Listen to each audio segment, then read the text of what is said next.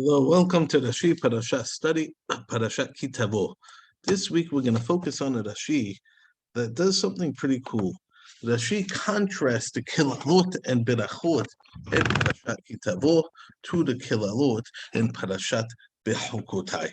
And we'll take a look at Rashi's contrast and understand how he makes the distinction between Kilalot and Berachot in these two parashiyot of Vayikra and Devarim. Hopefully that will help us understand a little bit better what Sefer Devarim is all about. Rashi starts off and he mentions Kilalot halal Moshe mipi atzmo amaran, the Kilalot in Parashat Tavo. Moshe is saying them himself. And in Torah Kohanim, in Sefer Vayikra, Parashat Bechukotai, Metir Kadosh Baruch Hu Amaran. He's saying it as if God is speaking firsthand. He's just relating God's words, and therefore he says, "V'im lo tishme'u li, v'im titlechu me." In Sefer Vayikra, it's always me, I, God speaking in the first person. Whereas Khan in Sefer Devarim, it's not mentioned in the first person. Hu omer l'kol Adonai Elohecha, yadbecha Adonai becha, yikecha Adonai. Right? We get the sense of Moshe speaking about Hashem in the third person. So that's already our first difference. Rashi saying here it's in third person, and Vayikra it's in first person. Conclusion that we reach, says Rashi, here Moshe is saying them unscripted from God, whereas in Sefer Vayikra, Moshe is relating to Am Yisrael God's words exactly as if he was Hashem himself, God's messenger. So there in Vayikra, Moshe functioning as an Avi. In Devarim, Moshe is saying it from himself. Rashi continues and proves it from a second aspect, a second distinction. Behakil Moshe b'kilalutav l'ubram b'lashon yahid. Moshe says that all the berachot he always says cha cha cha cha cha lashon yahid. He's speaking to an individual, as opposed to Sefer Vayikra, which is always lashon rabim. Lo tishme'u telechu lashon rabim. Here it's yakecha yadbek Hashem becha. Right? We'll call Hashem Elokecha instead of Elokein, Elokechem, Bachem, Yakechem, and so on and so forth. Right? So we get this idea, as she says, that here Moshe is purposely using the individual language to limit the kilalot, that they're going to come after an individual, but not necessarily apply to the whole nation as a whole, whereas in Sefer Vayikra, they're applying to the whole nation. So that's the second thing Moshe Rabbeinu does. A second distinction, Lashon Rabim versus Lashon Yahid. And Rashi, based off the first distinction of saying Moshe is saying Pi Atzmo, is saying Moshe has an agenda. He's trying to lessen the effect of the kilalot. And Rashi says, Gam b'kilala zo hikil. This kilala, when pasuk Kav Gimel, Hayu shamecha asher al roshecha nechoshet.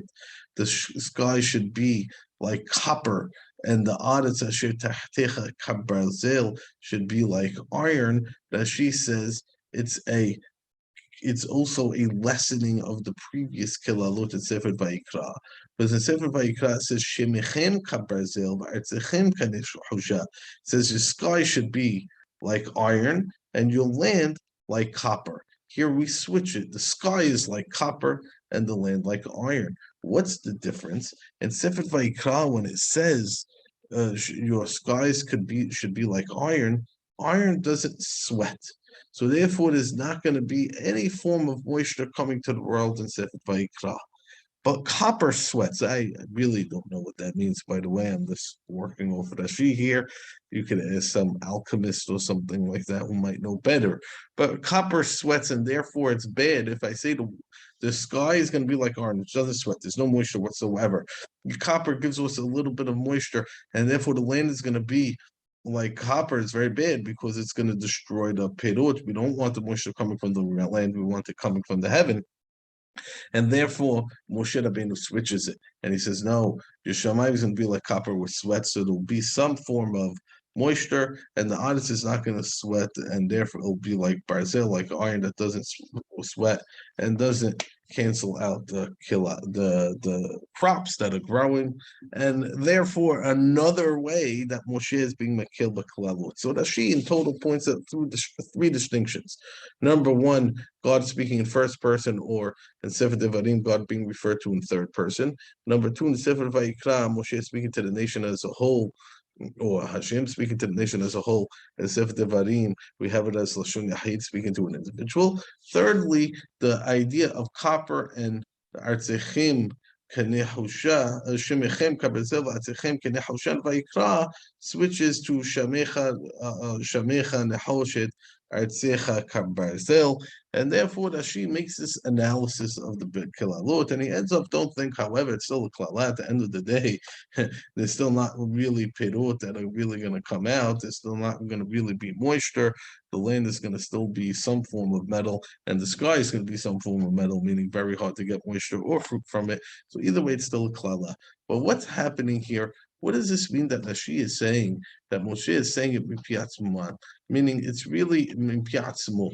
Moshe has the ability to create the covenant between Hashem and God. Keep in mind the end of the Pesukim of the Kilalot in this Perek will say this is the Brit that Hashem was koret with Am Yisrael. So what does that mean that Moshe is creating his own Brit with Am Yisrael, different than what Hashem is doing? He's changing the words of Hashem, and the answer is no.